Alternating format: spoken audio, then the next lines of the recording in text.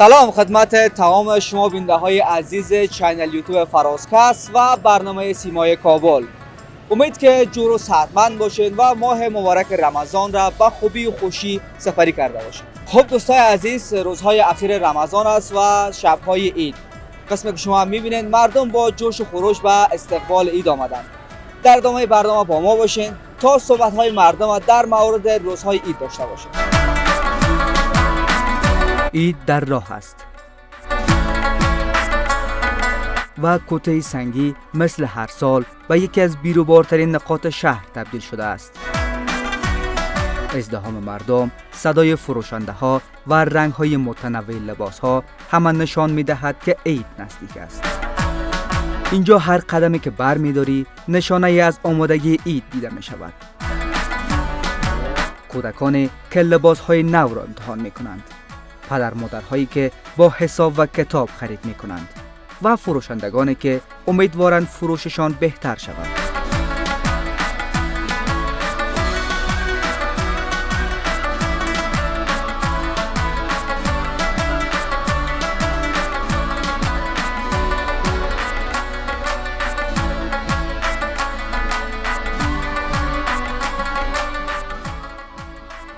بازار گرم است، اما بسیاری خانواده ها با حساب دقیق خرید می کنند.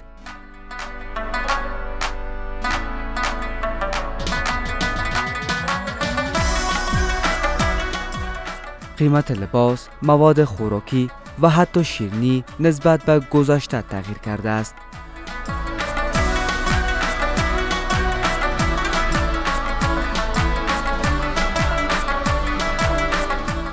خب دوستان، آمدیم در یکی از مرکز تجارتی در سایه کوته سنگی کابل و با یکی از دکانداران این فروشگاه صحبت‌های خودم می داشته باشیم. سلام دوست عزیز. سلام علیکم برادر، خوب هستین؟ بخیر. تشکر. نام مبارک؟ سمیر هایوی هستم. بسیار خوب. سمیر جان، می‌شود با ما بگویی که چطور است فروشات در شب‌های عید؟ آیا خوب است نیست؟ میشه که با ما کم معلومات بدید؟ تشکر برادر عزیز. شکر است، الحمدلله خوب است. دیگه مشتری زیاد میاد. دیگه ان شاء الله عید رمضان مردم زیاد خرید میکنه. ان شاء الله خوب است دیگه. بسیار خوب. مالایی که فعلا در دکانتون موجود است نظر به سابق چه قیمتاش تغییرات آمده؟ آیا بلند رفته یا پایان آمده؟ جان بلند رفته، نرخ بسیار بلند است. دیگه روان میفهمی که بند است. فکر کنم مال بسیار بلند شده یا مالا بسیار قیمت شده. دیگه بازم خوب است دیگه، مشتریا خرید میکنه. خوب است. بسیار خوب. عزیز، با ما بگو که به عید آیا آمادگی گرفتی یا نه؟ چون شبای عید هم است و شما معمولا در دکان هستین. به عید آیا میوه خشک و گپا گرفتین؟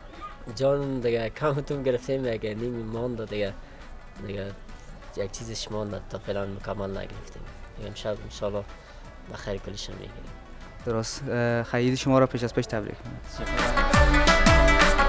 با گفته فروشندگان، افزایش هزینه ها بر قیمت ها تاثیر گذاشته است، اما آنان تلاش میکنند مشتریانشان را حفظ کنند.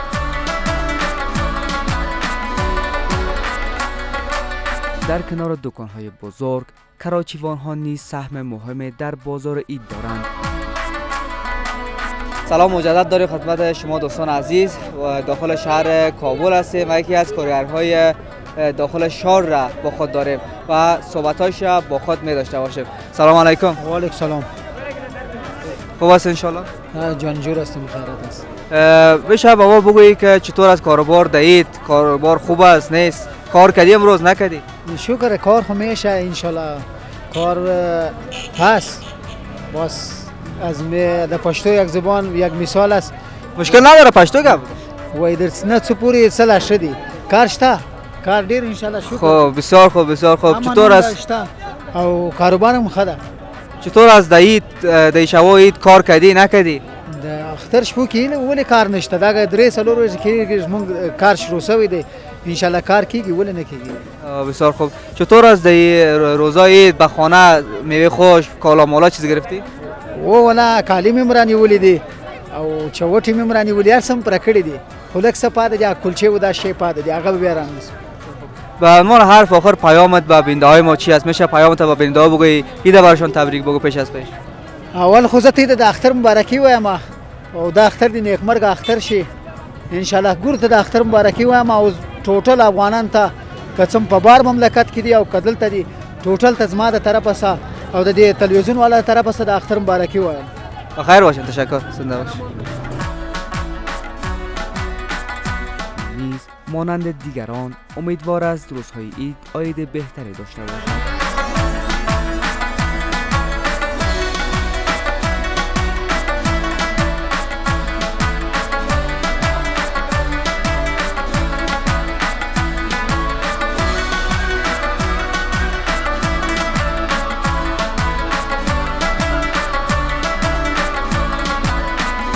برخی خانواده ها برای شب عید غذای ویژه آماده می کنند.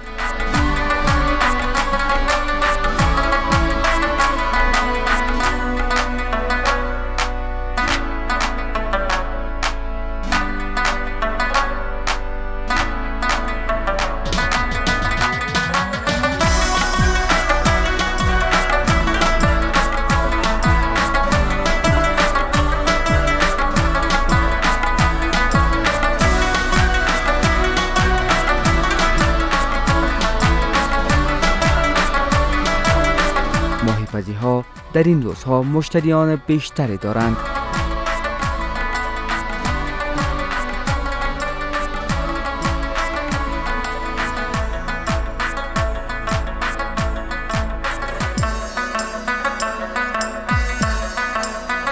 اما همچنان سوال این است که آیا همه خانواده ها توان چنین آمادگی را دارند؟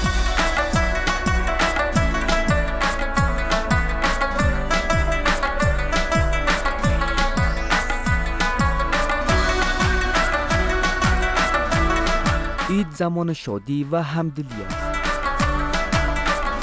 شاید بهترین آمادگی عید در کنار خرید و لباس نو توجه به نیازمندان باشد.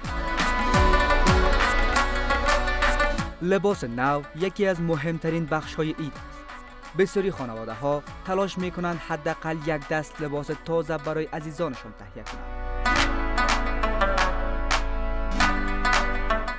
خب دوستان عزیز، در یکی از دکان‌های دیگه ساحه کوتسنگی آمدیم و با یکی از دکانداران می‌خوایم صحبت‌های خود را داشته باشیم.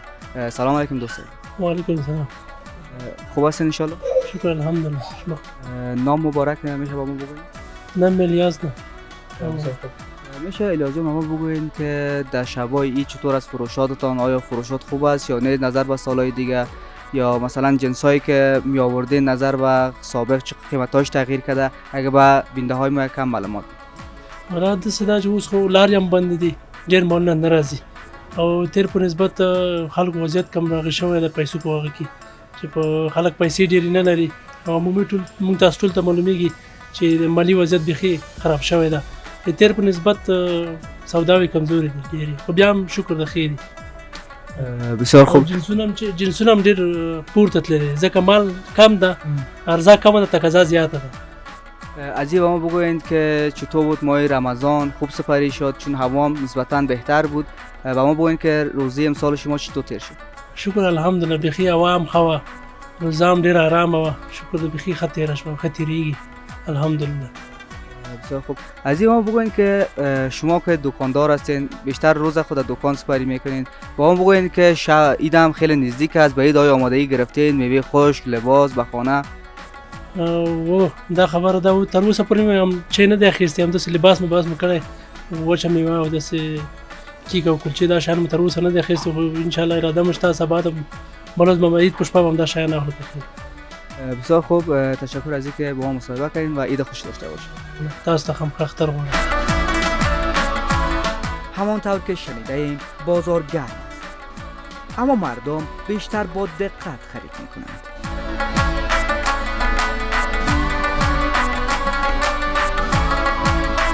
در میان این بازار پر جنب و جوش کسانی هستند که با هنر دستانشان کار میکنند. از طراحی گرفته تا دوخت همه را خودشان انجام میدهند.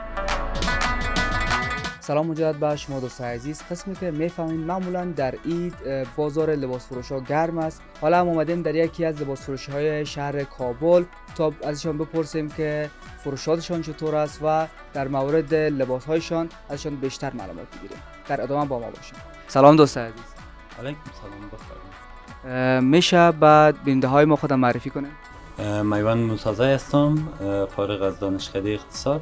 تقریبا حدود 18 سال میشه در بخش دیزاینینگ، طراحی و دوخت لباس زنانه مصروف هستم. بسیار خب ماشاءالله. این لباسایی که اینجا هسته کلش خودتون طراحی کردین؟ بله، طرح خودم است، همچنین دوختاش دوخت خودم است و ما تقریبا در حدود یک 6-8 نفر کارگر دارم. خودم ترین کردیم و زحمت میکشن یک چیز ستراتر و مقبولتر به بازار ارائه کنند. بسیار خود. نام خدا خیلی بااستعداد هم هستین، طرحهایی که اینجا هست خیلی زیباست. از این به ما بگوین که فقط در اینجا نمایندگی دارین و یا در جاهای دیگه هم شما نمایندگی دارین؟ قربانتان، ما تقریبا شیک بوتیک در حدود 1.5 سال میشه که ما تاسیس کردیم. قبلا ما سفارشات خاص میگرفتم از مشتری ها، مثلا شخصی دوست بودم و مشتری هایی که خاص میدوختن و دوخت خاص داشتن به خودم دکاندارا و وارا معرفی میکرد و با ما لباس خودم میدادن. ما تقریبا دوخت کلان از اینترنت یاد گرفتیم، استاد نداشتیم، چون علاقه که من به طراحی و دوخت داشتم خودم خدا رساندم دیگه. قبلا هم جایی نداشتیم. جای ما امی شیک بوتیک که تاسیس کردم پارک شهر نو بود، پارک تاور دیگه. تقریبا خیلی کم میشه، 1-3 هفته میشه که من کوتی سنگی دکان خدا آوردم. بسیار خوب. از این به ما بگوین که ایدم خیلی نزدیک است، شبای آخر رمضان است، چطور از فروشات؟ آیا فروشات بهتر است؟ چون شما قبلا هم دکان داشتین، نظر به سابق آیا امسال بهتر شده یا فروشات بیشتر شده یا کمتر؟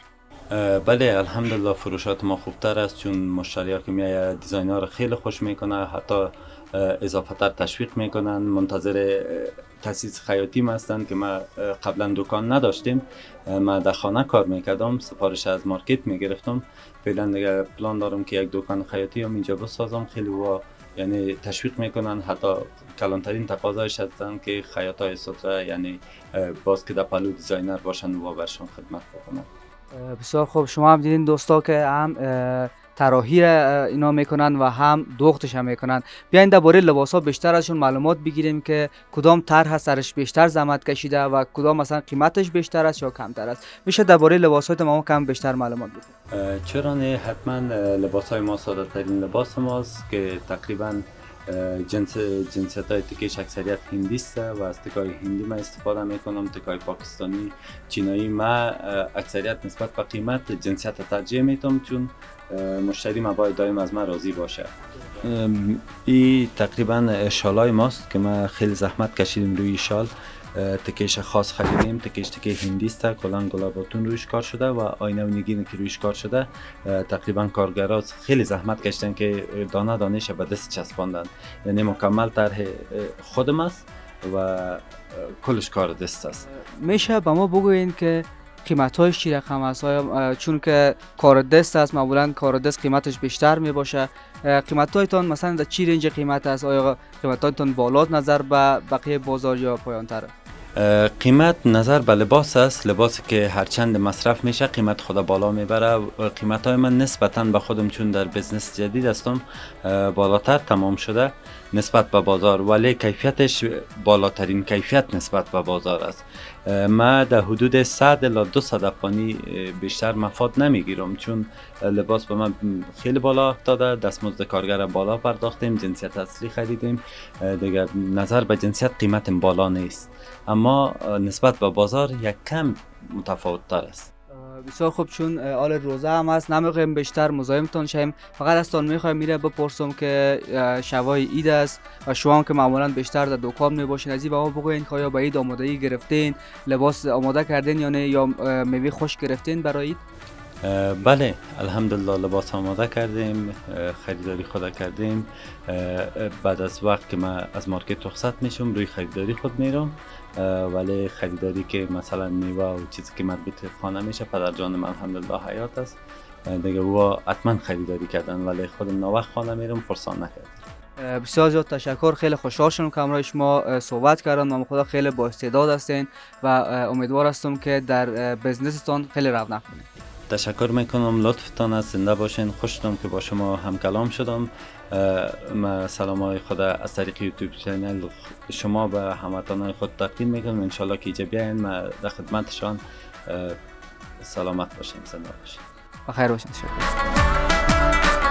عید برای اینها فقط فروش نیست، بلکه نتیجه زحمات طولانیشان است.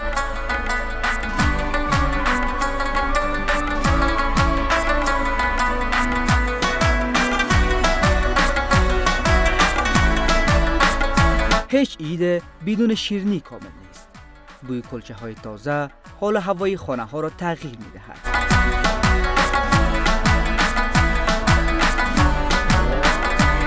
سلام مجدد در خدمت شما دوستان عزیز. قسمی که همه ما و شما میفهمیم عید بدون میوه خشک و کلچه و چاکلت نمیشه. همون خاطر آمدیم در یکی از مغازه های میوه خشک فروشی تا ازشان بپرسیم که قیمت های میوه خشک آیا بلند رفته یا پایین رفته، بیشتر از زبان خودشان بشنویم. سلام علیکم. سلام علیکم بدر ماندن شجاع است خیرتیز بخیر است. بخیر باشین. میشه با ما خود معرفی کنید؟ اسم ما شیر احمد است از ولایت پروان. در سوپرمارکت ایساق است و در قندیل اینجا فعالیت دارم. بسیار خوب. میشه با ما بگویی که حالا که نزدیکای عید است چطور از فروشاتتان خوب است نیست؟ نظر به سالهای دیگه قیمت‌های جنس‌ها بالا رفته یا پایین رفته؟ میشه با بیننده‌های ما معلومات بدید؟ والا لالا جنس ها خوب بلند رفته. مردم از بیادر قند اگر داشته باشه نداشته مجبور است سودای خود بگیره. جنس ها بلند است، کار و بار نیست، مردم پیسه نداره، میاد بای میکنه میخواد میره کسی نیم کیلو یک کیلو میگیره. جنس بلند رفته، راه بند است، پسته بلند است، بادام کاجو کلی چیز بلند است. بیادر قند مردم بیچاره نداره، بیچارگی بدبختی است، کار خرابی است، مردم میاد بای میکنه میبره. در وقتی که داشته باشی مجبور هستی قرض کنی سودای در خانهت بخری. به خاطر چی که از سال دوست رفیق همسایه و شریک پس نمانی. دیگه مردم مشکل داره مجبور هستی قرض کنه بخره. لالا بسیار خوب. به نظر شما اقتصاد مردم ضعیف شده یا قیمت جنس ها خیلی بالا رفته؟ والا اقتصاد مردم ضعیف شده، مردم بیچاره از بدبخت از کار نیست، غریبی نیست. در افغانستان دیگه کار بار باشه که اگر در جیبت پیسه بود هر چی خوشت میاد که بخری، که نباشه بدر قند از کجا کنی؟ خب یا خیر از خدا مهربان است. تشویش نکنم. ما عجیب ما بود که نیز ماه رمضان چطور سپری کردی؟ روزه خوب بود نبود؟ والا ماه مبارک رمضان بسیار خوب یک ماه بود. خوب یک ماه بود. خدا سر جمله مؤمن مسلمان بدر قند به خیر خوبی تیر کرد. دیگه بسیار یک ماه مبارک پر برکت و پر فضل بود دیگه. با ما عجیب بود که بیشتر روزا که در دکان هستی عجیب بود که آمادگی به عید گرفتی، لباس تیار کردی یا نه؟ والا لباس چطور تیار نمیکنی؟ خودت که آمادگی نگیری پیش از پیش نمیشه دیگه. به لباس میشه عید از دیگه. عید اومد سال نو میاد کلی بدر به خاطر امید که نگیری پذیرایی کالا و بوت یا با نخری نمیشه. به عنوان حرف آخر پیامت به بیننده های ما چی است؟ لنز کامری ما در خدمتت است. پیام ما پیش از عید بگیم با کل در خارج هستی در داخل است عید برشان تبریک میگیم دیگه. به هر جایی که از در افغانستان از در خارج داخل کل که عید برشان تبریک میگیم. بخیر باشین. تشکر. ان شاء الله که شما عید خوش داشته باشید. تشکر از شما.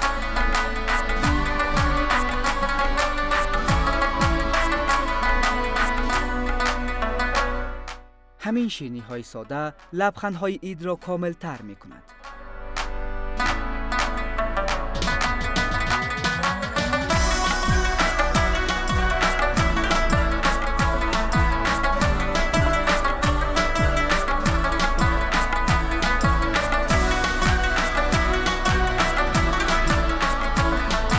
آمدیم از خود مردم بپرسیم عید برایشان چه معنا دارد.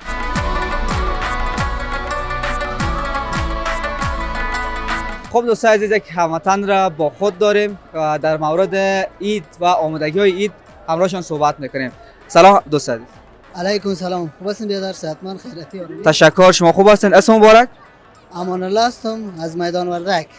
بسیار خوب. میشه امان الله جان با ما بگویی که به چه آمادگی گرفتین؟ آیا آمادگی گرفتین یا نه و ماه روزه چطور سپری شد؟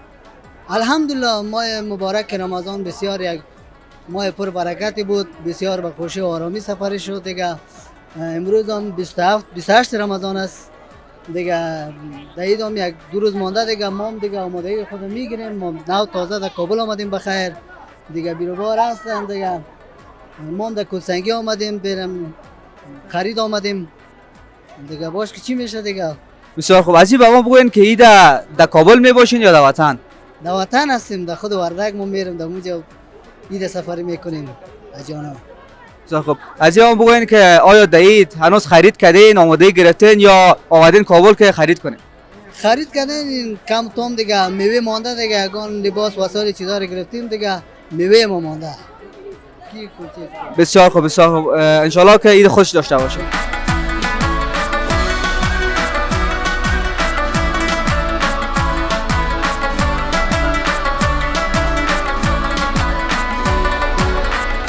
با وجود تمام سختی ها امید و لبخند هنوز در چهره ها دیده می شود.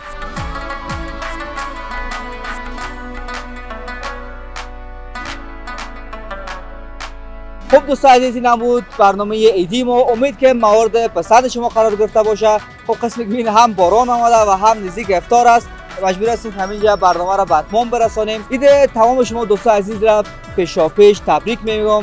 امید که عید خوب، سال جدید را با خوبی و خوشی سپری کنین و اگر به این گونه برنامه ها علاقه دارید چینل یوتیوب فرازکست را دنبال کنید. تا برنامه دیگر، خدا نگهدار.